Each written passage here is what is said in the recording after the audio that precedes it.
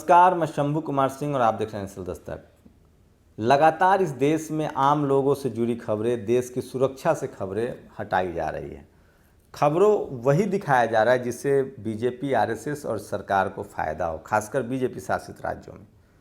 इतने सारे हत्याएं हो रही है, रोज़ यूपी में हत्याएं, लूट, डकैती, रेप हो रहा है। रायबरेली में तो एक सरपंच के घर पर हमला हुआ, मुखिया और पंचायत प्रमुख के घर पर। उसके बाद उसकी महिला गई थाने में तो उसको मारा पीटा गया। शेड्यूल कास्ट के लोग थे वो। यूपी में एकदम बस से बदतर हालत है, लेकिन कोई सरकार से सवाल नहीं पूछ रहा है। लेकिन सोचिए, उससे भी ज़्यादा राष्ट्रवादी सरकार में पिछले 3 महीने से चीनी सैनिक जो हैं, पहले लद्दाख में घुस गए थे। उसके बाद वो आपको बता दें कि अब बात आ रही कि वो उत्तराखंड में घुस गए हैं। भारत और चीन के बीच लद्दाख से लगी एलएसी पर पिछले करीब 3 महीने से ज़्यादा समय से तनाव जारी है। उसके बाद अब जो है उत्तराखंड के लिपू लेख में घुस गए हैं, और उतना ही नहीं, वो अरुणाचल के सीमा पर भी आ गए हैं। कब हमारे प्रधानमंत्री ने पहले कह दिया कि कोई घुसपैठ ही नहीं हुई है, फिर हमारे 20 जवान शहीद हो गए, फिर उन्होंने कहा कि डोभाल साहब ने कोई चाल चल दी है, फिर कहा वो पीछे हट गए हैं। सच्चाई यही है कि चीन जो है वो लगातार सीमा पर घुसपैठ कर रहा है।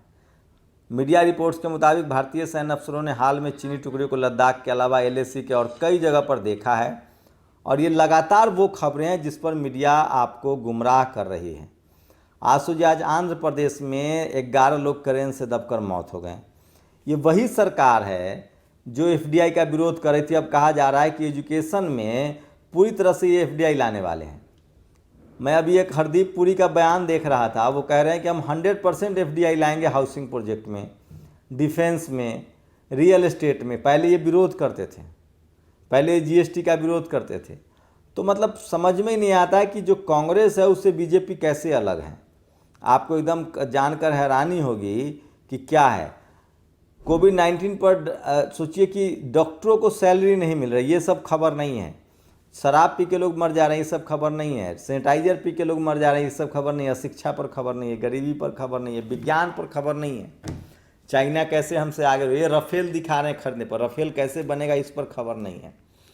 तो किस तरह से लगातार इस देश को कर्मकांड में धकेला जा रहा है, किस तरह से लगातार आपको अवैज्ञानिक तरीके से बताया जा रहा है। इसमें सबसे बड़ी भूमिका टीवी और अखबार की है।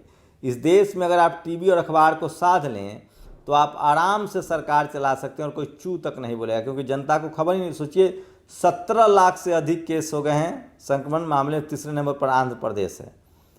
अब बताइए कि क्या चल रहा है इस देश में और हम लोग खबर क्या देख रहे हैं। आपको समझ नहीं आएगा कि कोरोना जैसी महामारी भी इस देश में खबर नहीं है, बेरोजगारी खबर नहीं है। 10 करोड़ से ज़्यादा लोग की रोजगार जा रही है। चाइना की घुसपैठ खबर नहीं है हमारे लिए। उत्तराखंड, अरुणाचल, लद्दाख, सब जगह चाइनीज घुसे जा रहे हैं, लेकिन इस पर टेलीविज़न डिबेट नहीं होता। अभी सबको लोग अयोध्या मूव कर गए हैं। पहले वो कुछ ना कुछ करते, बस सरकार की तरफ से जो अच्छी चीज़ें हैं वो दिखाई जा रही है। आपकी रोजी रोटी की समस्या, बेरोजगारी की समस्या, भुखमरी की समस्या, कोरोना की समस्या, स्कूल की समस्या, अस्पताल की समस्या नहीं दिखाई जा रही है। और ये बड़ी साजिश है। आप समझिए, इस देश में निजीकरण का अंधा दौर चल रहा है। Insurance company, banking sector, railway बेचा जा रहा है। अब तो कहा जा रहा है कि रेलवे का किराया, मान लो मैं दिल्ली रहता हूँ, पटना जाना है, तो अभी राजधानी का 5,000 है फर्स्ट ईयर का, थर्ड ईयर का 3200 है, सेकेंड ईयर का 2400 है। अब ये कह रहे हैं कि जितना मन हो उतना किराया बढ़ा लो, हम नहीं कुछ करेंगे। प्राइवेट वाले को दे रहे हैं। अस्पताल प्राइवेट की क्या हालत है आपको पता है? प्राइवेट स्कूल की क्या हालत है आपको पता है? प्राइवेट ट्रेन चढ़िएगा तब पता चलेगा, और तब आप कीजिएगा हर घर घर मोदी। कपड़े उतार लेंगे ये लोग, मैं कह रहा हूँ लिख के। मैं ये सब बातें इसलिए कर रहा हूँ कि जब हमसे आने वाली नस्लें पूछेंगी, जब ऐसी सरकार थी जो लोकतंत्र खत्म हो रहा था, संविधान खत्म हो रहा था, लोगों के हक अधिकार खत्म हो रहे, तो आप क्या कर रहे थे? तो मैं कहूँगा कि मैं अपने तरीके से जिस धंधे में था, जिस प्रोफेशन में था, मैं उसका विरोध कर रहा था। आप लोग क्या कहेंगे वो बताइएगा। शुक्रिया। नेशनल दस्तक की आपसे गुजारिश है कि अगर इसको बचाना चाहते हैं तो नेशनल दस्तक को सब्सक्राइब करने के लिए रेड कलर के सब्सक्राइब बटन को दबाएं, फिर बेल आइकन की घंटी दबाएं। नेशनल दस्तक को बचाने के लिए बहुत ज़रूरी है कि हर खबर को शेयर करें, लाइक करें, कमेंट जरूर करें।